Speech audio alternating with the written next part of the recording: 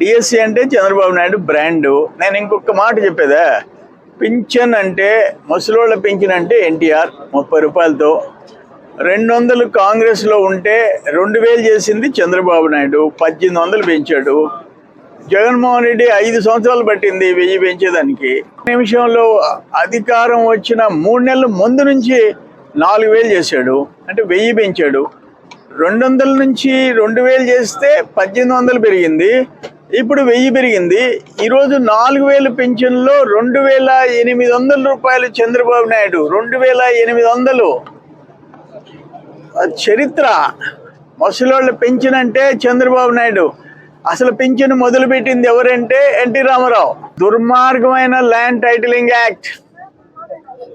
ఎవడు అబ్బ సొత్తు అయినట్టు ఎవడొచ్చి పిటిషన్ పెట్టినా ఆ పొలం డిస్ప్యూట్లో పడిపోద్దంట. ఒక రిటైర్డ్ ఆర్డీఓ దగ్గరికి పోయి చేతులు కట్టుకొని నిలబడాలంట. తహసీల్దార్లు, జాయింట్ కలెక్టర్లు, ఆర్డీఓలు, కలెక్టర్లు, సివిల్ కోర్టులు వేటికి హక్కు లేదంట.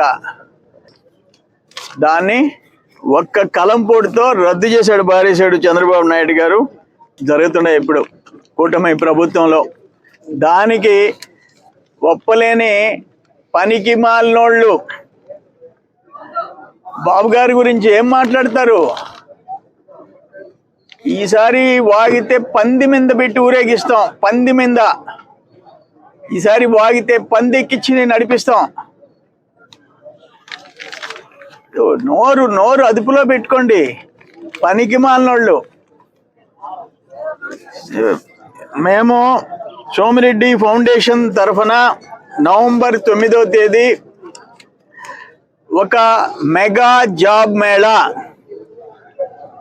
అక్కడ కాకుటూరు దగ్గర స్ట్రిట్స్ కళ్యాణ మండపంలో నవంబర్ 9వ తేదీ చదువుకున్న విద్యార్థులకి ఉద్యోగాలు ఇప్పించేదానికి దాన్ని కూడా కండక్ట్ చేస్తున్నాం.